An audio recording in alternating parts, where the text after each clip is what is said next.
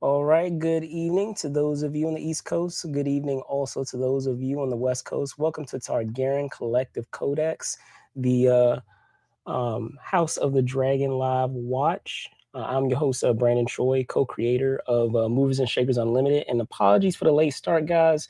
I was having a little bit of technical difficulties, but am starting now. We'll I will skip through the recap, seeing that we are 5 minutes in, so that way we can dive right into the show. I'm looking forward to where we are in that regard. So give me one moment.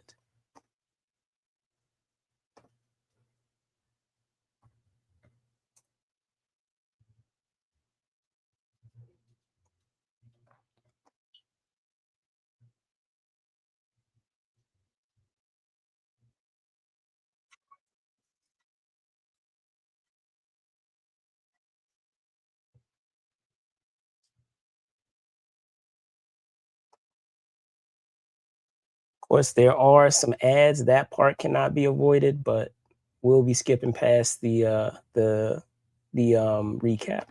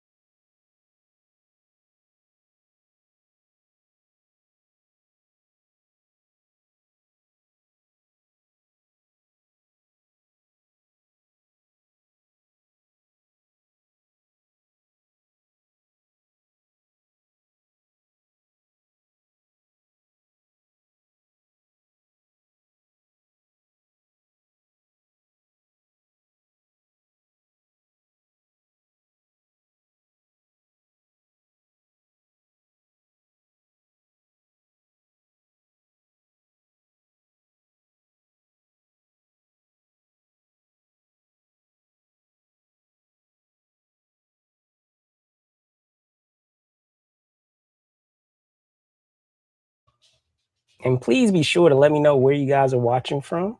It's always fun to have folks watching from Ghana. I think in one of these episodes that we did with the live watch, and someone else apparently from Sri Lanka. So love to know where you guys are watching from.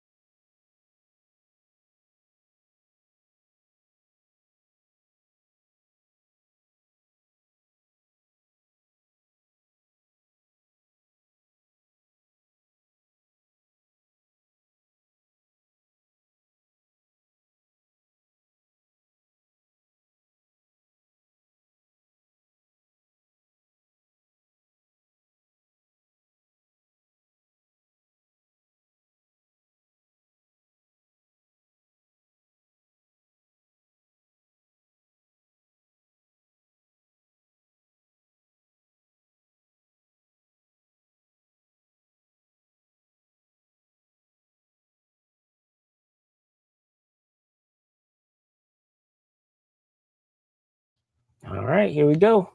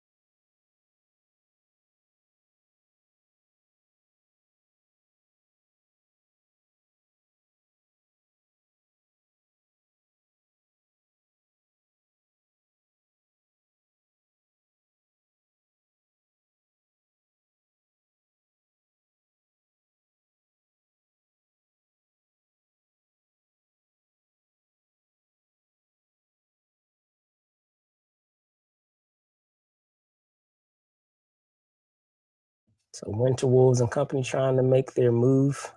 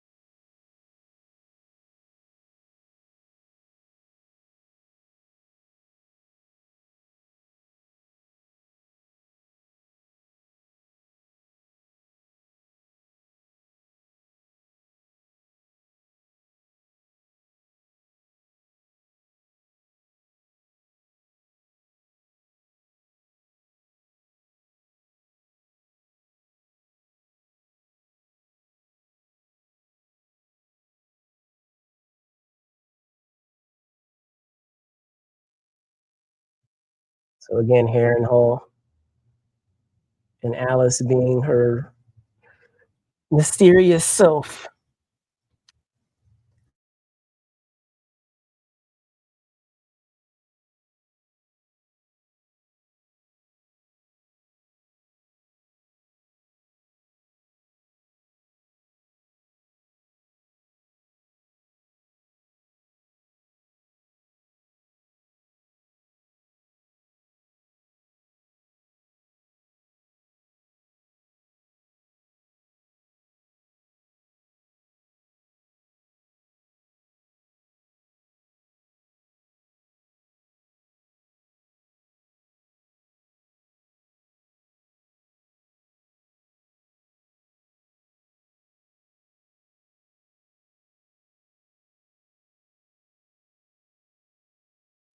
All right, so finally we have Eamon, who clearly is being hidden away by Alice.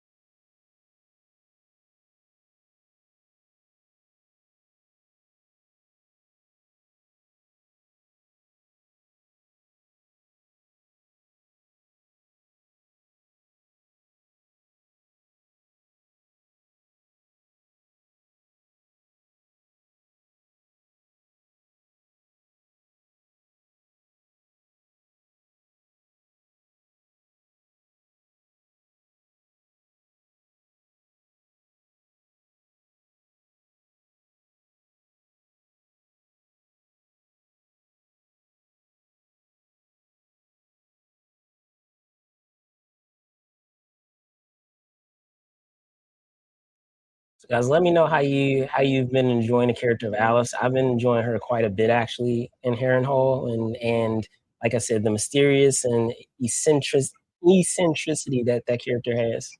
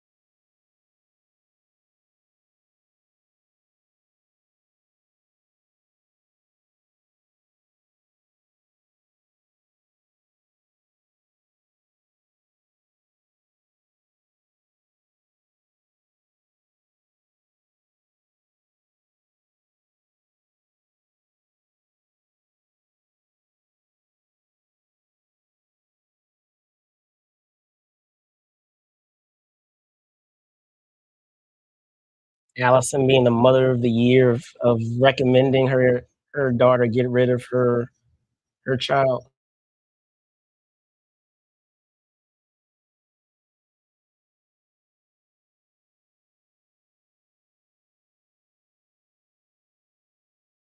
I was gonna say steal her unborn child.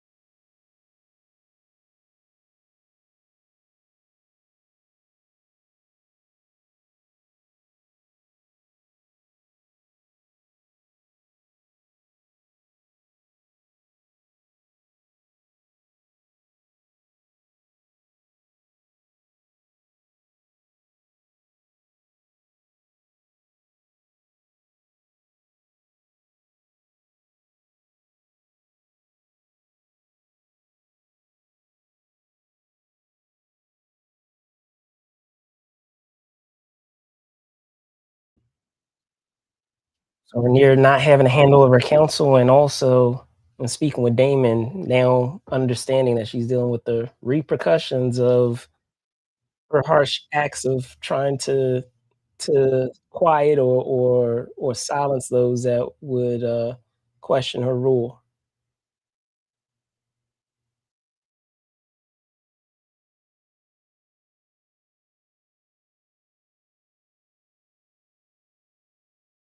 The thing that's so crazy is that, this probably could have all been solved.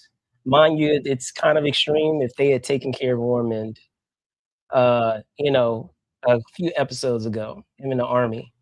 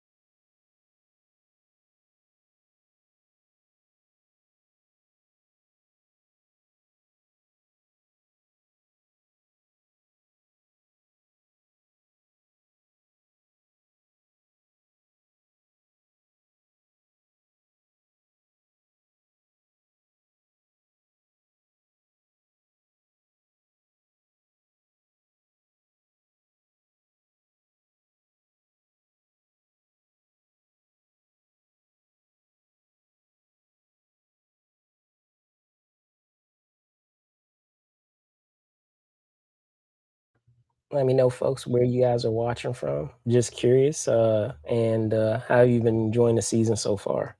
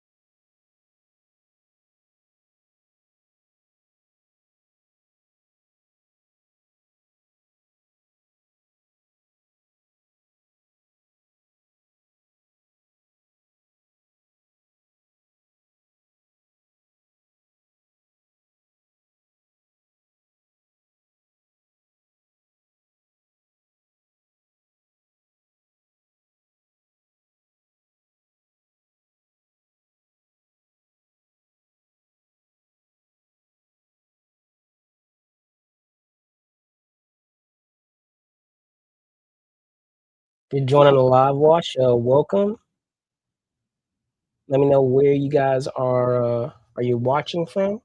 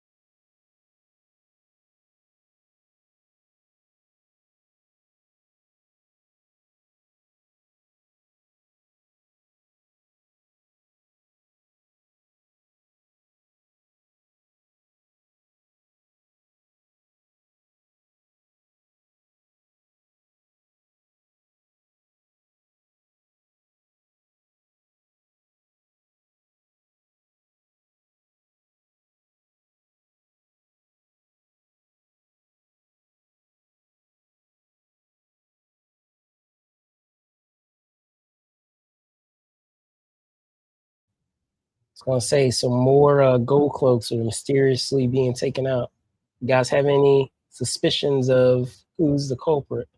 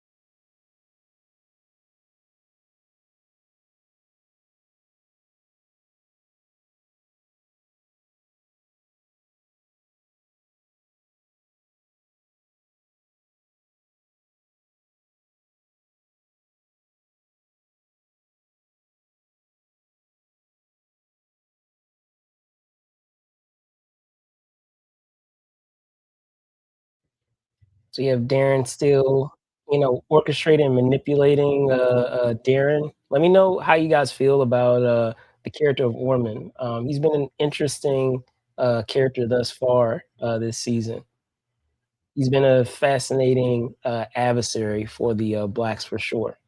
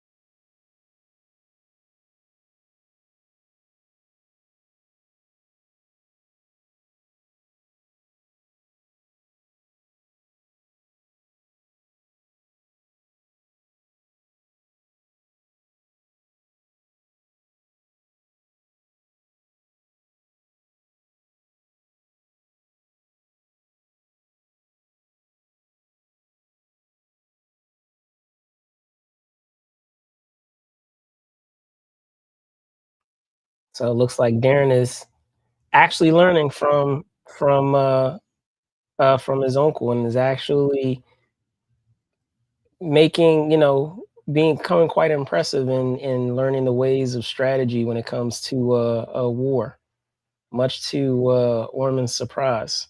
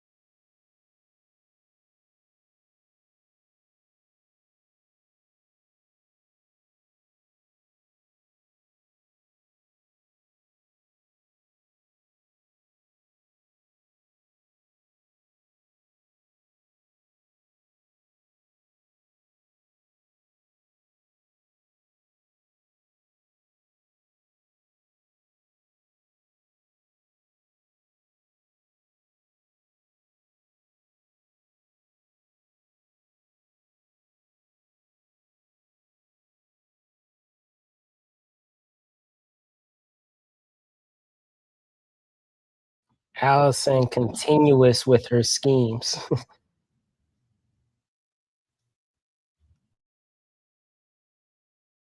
I was gonna say worst mother of the year is an understatement.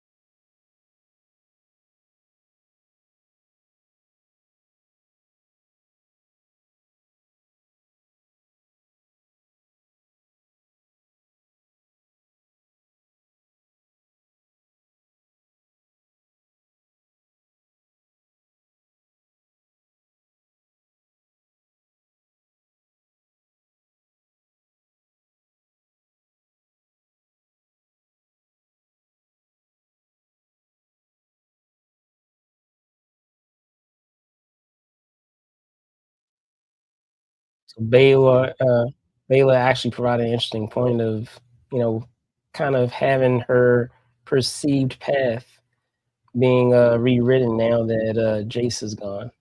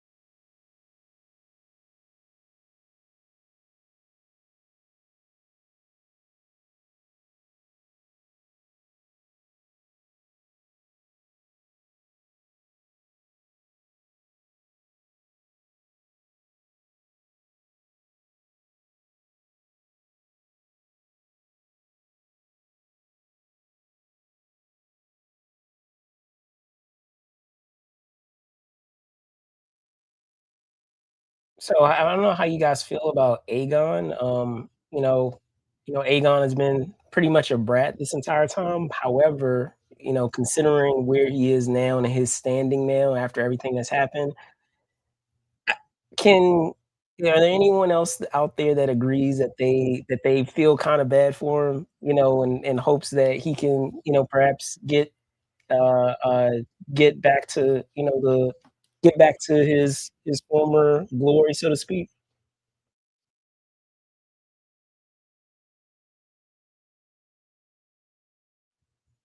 I mean, I'll definitely say I don't know if you guys agree with me out there. I'm definitely looking forward to him getting his get back with the that bully that we had in the prior episode with his dragon. I'm assuming they're going to use that as a basis for his dragon to awaken or to allow Aegon to get his revenge. But guys, let me know. I don't know. I think we might get that in maybe the season finale. I don't know if it's going to happen in the next episode or so.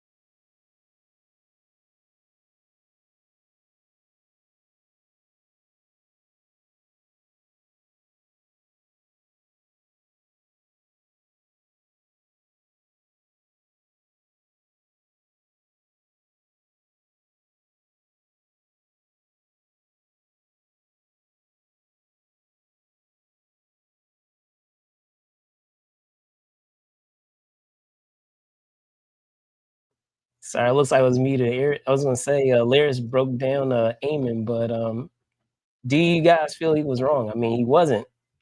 He very much took for granted the position that he was in and the opportunity that he had to be a decent king. So hopefully, now being in the low spot that he's in will provide him an opportunity to be better, should he rise again. So, we'll see.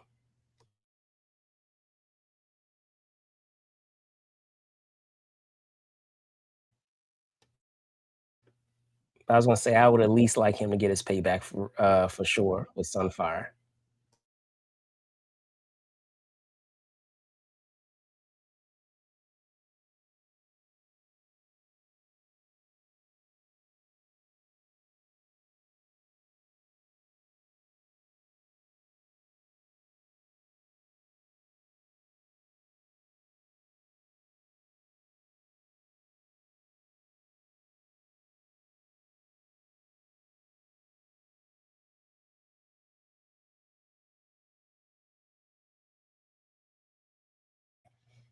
Welcome to those that are watching.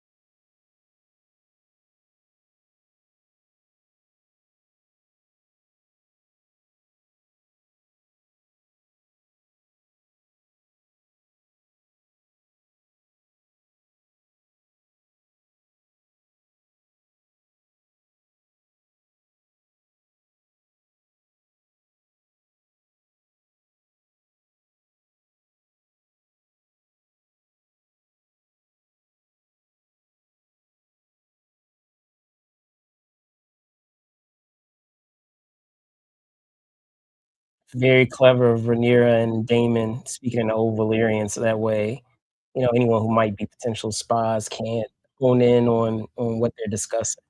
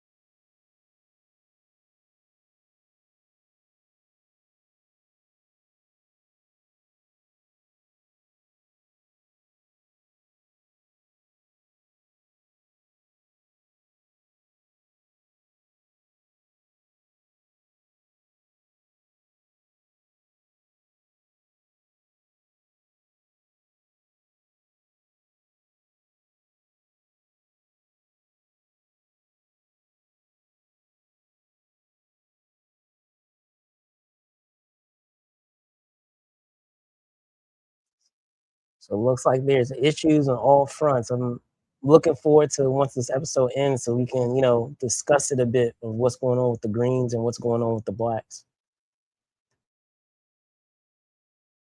And then of course the subsection of greens that we have that are each trying to vie for control.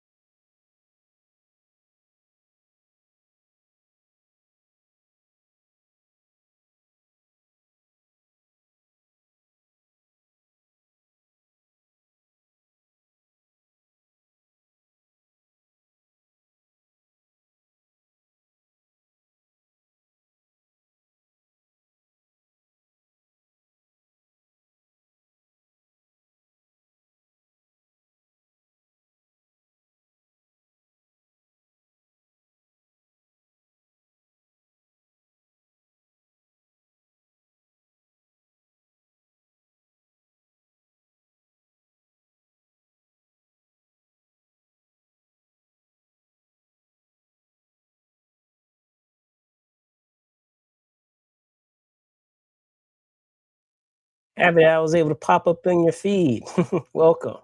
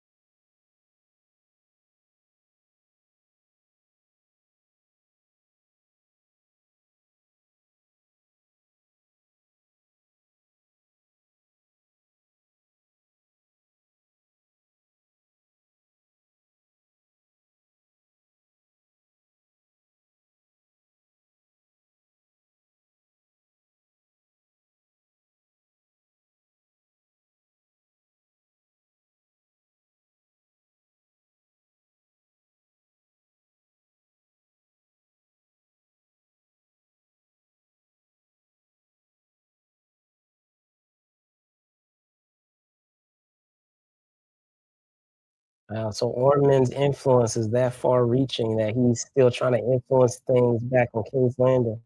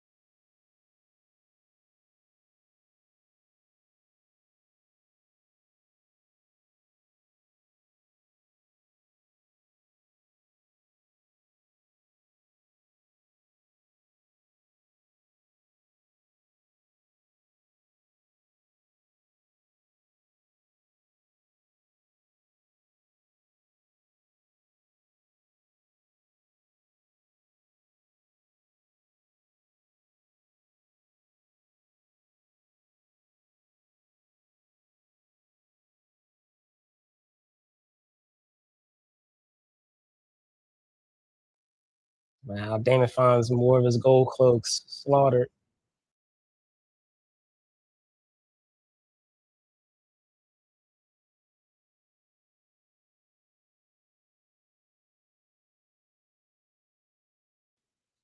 All right, so that is the end of episode 5. Um, a lot of things to unpack there, as is normally the case when we're talking about Game of Thrones. Um, a lot to unpack. I mean, when we're talking about what we have with the greens and with the blacks, we can start first with the greens of, as I said, kind of the sub factions that have been forming with the greens. On one side you have Aemon and what is it, Lacerys, um, uh, or not Lacerys, but Laris, excuse me. You have Laris and Aemon on one side, um, and their efforts for him to, return to the throne. On another end, you have Ormond and Alicent's son, who she has sent away to be raised by Ormond, with her son Darren.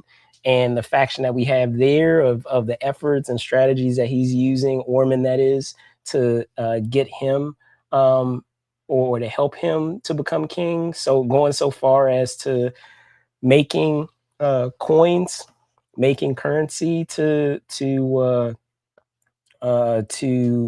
highlight his support of his nephew being the king.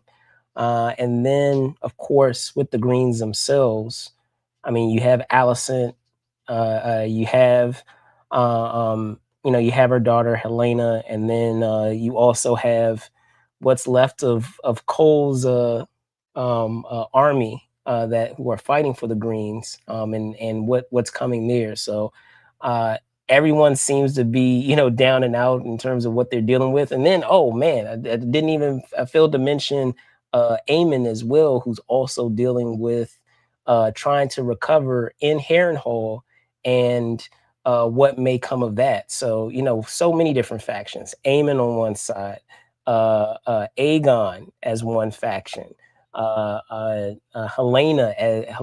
and her mother Allison in another faction, and then of course her son Darren in yet another faction that's, I guess you can call it, more high tower esque, because he was raised as a high tower versus being raised as a Targaryen. And then, if that weren't enough, what you have there with the blacks of Rhaenyra still trying to deal with the day to day things of ruling